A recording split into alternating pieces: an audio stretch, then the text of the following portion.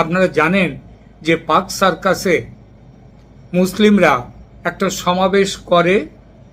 সেই সমাবেশটা ছিল যে তিলজলায় যে বুলডোজার ব্যবহার করা হয়েছে বাড়ি ভাঙতে, অবৈধ কারখানা, অবৈধ নির্মাণ ভাঙতে, তার বিরুদ্ধে মুসলিমরা একটা সমাবেশ করে।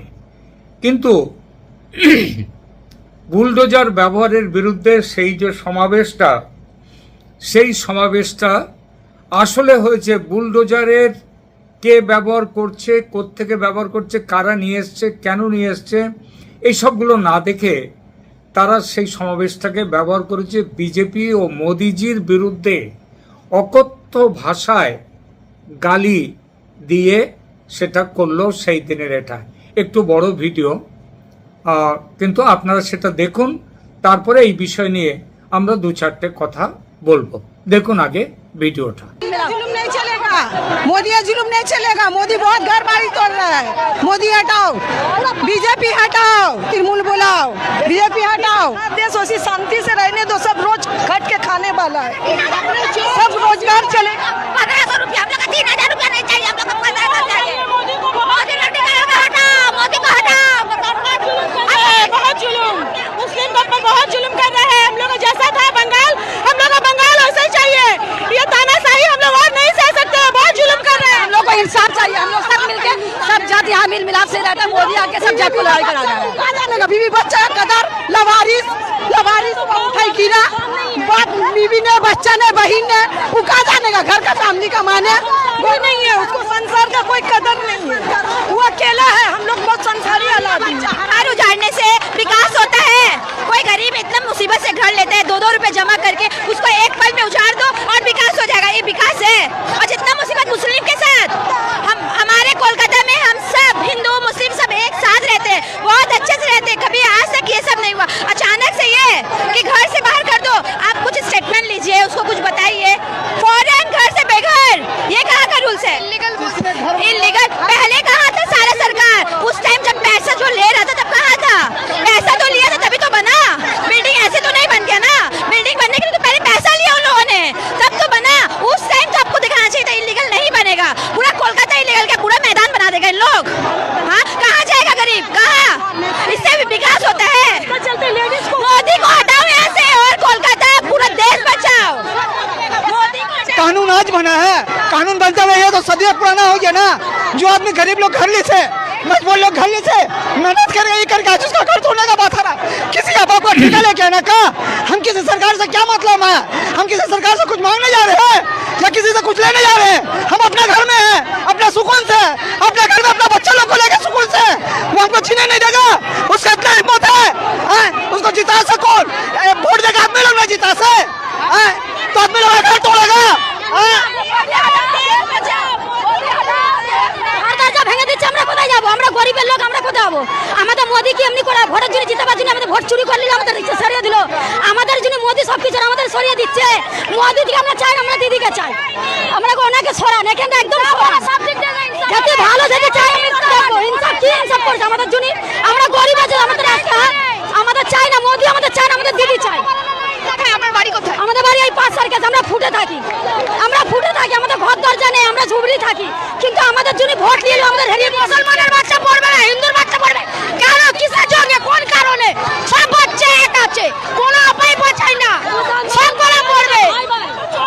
তো ভাই ভাই আছে, হিন্দু মুসলিম ভাই ভাই, তো ফের দেশ ভাও ভাত কেন আসছে? কিসে লেগে আসছে? আমরা চাই না কাউকে ভেদভাব করতে। কেউ দোকান চালাচ্ছে ভেঙে দিচ্ছে, কেউ কোথায় আছে তাকে তুলে দিচ্ছে, নামাজ পড়তে দেবে না। কোথায় যাবে, কোথায় যাবে? আমরা চাই সবকে নিয়ে চলুক, তাহলে ওনাকে দেশ চালাতে হবে না, ওনাকে চলে যাক। চলবে, বিনা লাইসেন্সে চলবে না। এতদিন গরিব বাচ্চারা কি করে খেয়েছে? তো ঠেলা বিক্রি করছে, তার ঠেলা গেলে গাড়ি তুলে দিচ্ছে। এ কোন সে ইনসাফ আছে? কেউ রাস্তায় ফুটে ভিক মাংছে, তাকে মানে ফুটে ভিক মাংছে তোমরা, এ কোন সে ইনসাফ আছে? আমাদের ইনসাফ দিলিয়ে দিন, আপনাদের কিছু কি বলবো, কি বলবো? মোদির তো বাচ্চা নেই, কাচ্চা নেই, ওর তো বিয়ে হয়নি। আমাদের পেট কেটে দেখবে, আমাদের পেট মোদি দেখবে, মোদি দেখবে। আমাদের চারটে বাচ্চা আছে, আমি কি করে খাবো? মুসলমানের ভোট কেড়ে নিয়েছে, চোরটা মুসলমানের ভোট কেড়ে নিয়েছে। ভিখারি করে খাচ্ছে, ভোটটা জিতলো ভালো।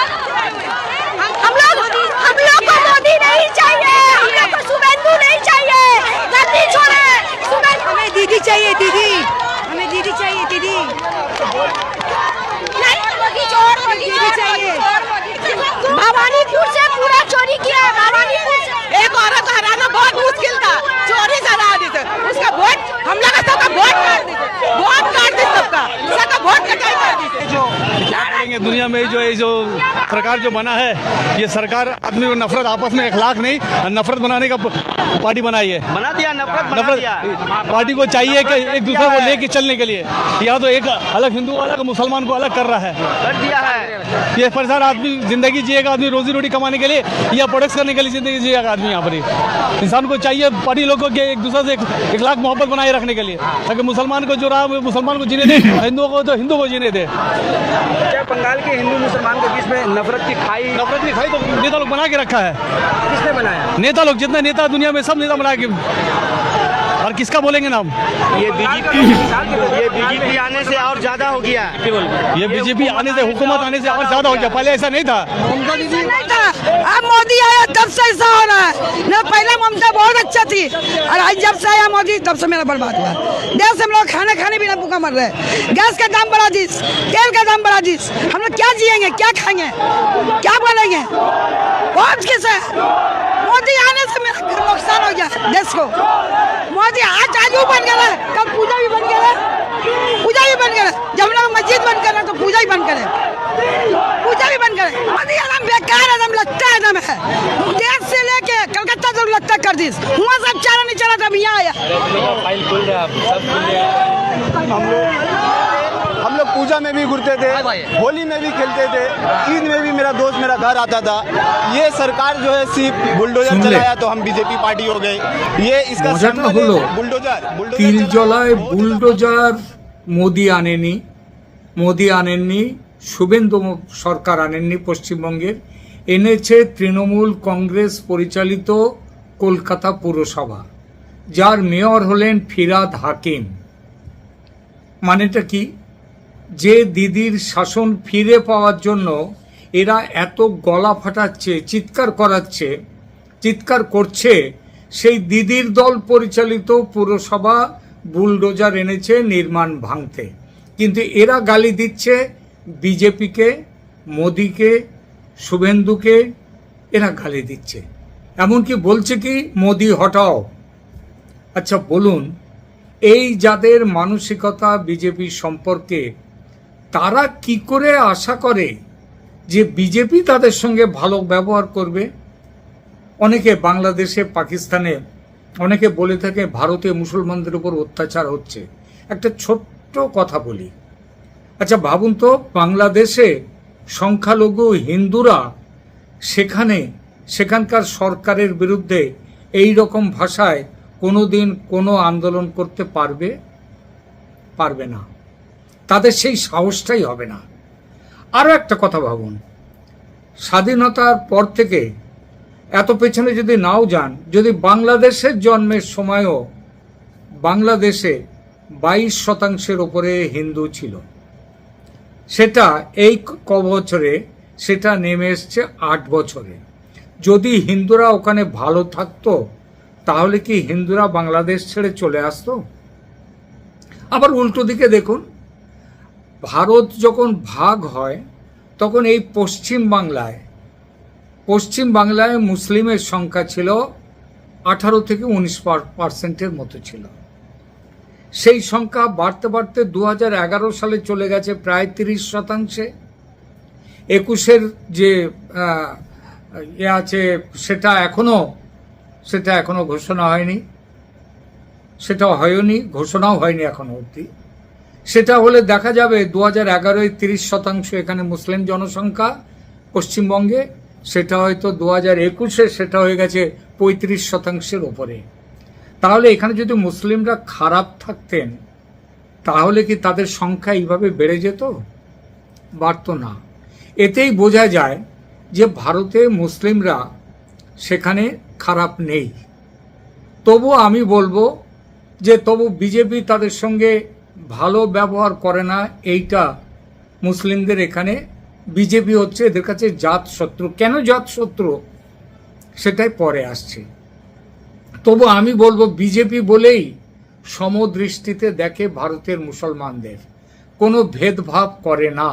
অন্য রাজ্যের কথা ছেড়ে দিলাম, যোগী রাজ্যের মুসলমানরা পর্যন্ত সেখানকার সরকারের সামাজিক উন্নয়ন প্রকল্পগুলোতে হিন্দুদের মতো সুবিধা ভোগ করে।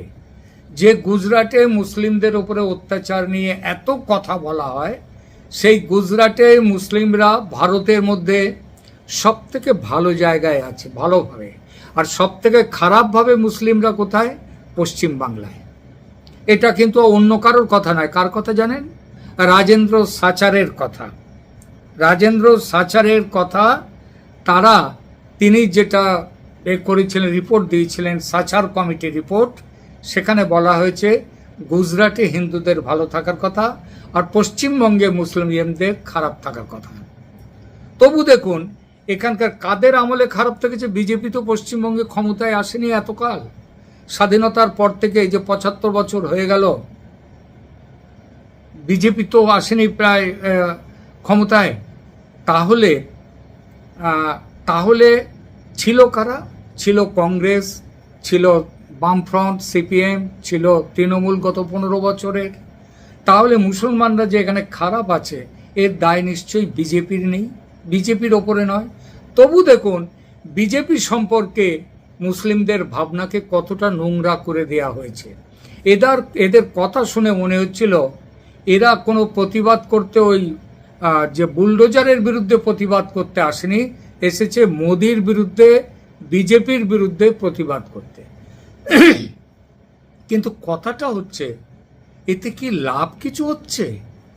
এরা যে এই যে মমতা দিদির হয়ে চিৎকার করছে, এই চিৎকার যত বাড়বে, যত গালি দেবে বিজেপিকে ও মোদিকে, তত হিন্দুরা বিজেপির ঘনিষ্ঠ হবে, হিন্দু মেরুকরণ তত বাড়বে। 30% মুসলিম ভোট দিদিকে শাসনে ফেরাতে পারবে না যদি পুরোটাও দেয়া হয়। এবারের নির্বাচন সেটা প্রমাণ করে দিয়েছে। তবু ভারতের মুসলিমদের জ্ঞান হয় না। এরা হিন্দুদের বিরোধিতার রাজনীতি করে এসেছে এতকাল, এখনো করছে। খেয়াল করে দেখেছেন? হয়তো বেশ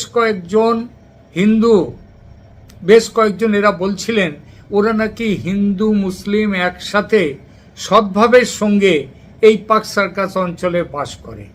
এটা একদম সত্যি নয়। তোতা পাখির মতো আউড়ে গেছে কেবল। আজ থেকে 30-35 বছর আগেও এই সন্নিহিত অঞ্চলে বেশ ভালো সংখ্যক হিন্দুর বাস ছিল। এখানে জমিদার রাজা গোছের অনেক মানুষের তাদের বড় বড় সম্পত্তি ছিল। নানান চাপের কাছে হার মেনে তারা তাদের উত্তরাধিকারীরা সেসব জমি জায়গা ছেড়ে ব্যবসাপাতি বিক্রি করে এলাকা ছাড়তে বাধ্য হয়েছে।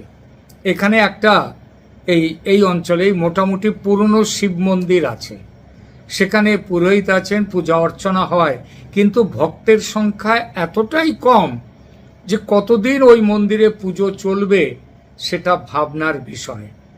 পশ্চিমবঙ্গের বিভিন্ন গ্রামে, বিভিন্ন জেলার গ্রামে গিয়ে খোঁজ করুন, সেখানে বহু হিন্দু তাদের বাড়ি বিক্রি করে চলে এসছেন। সদ্ভাবের কোনো প্রশ্ন কিন্তু রাখেননি কেউ। হিন্দুদের জায়গায় এই পাক সার্কাস অঞ্চলে এসে বসেছে উর্দু ভাষীরা। শুনতে পাই এদের মধ্যে বাংলাদেশ থেকে আসা বিহারি মুসলিমরা যথেষ্ট পরিমাণে আছে।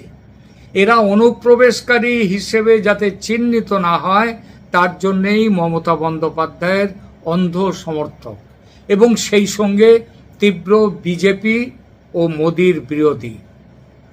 প্রিয় দর্শক, আপনারা কি দ্বিমত পোষণ করেন এই বিষয়টাতে? আপনারা কি মনে করছেন কমেন্ট করে জানান।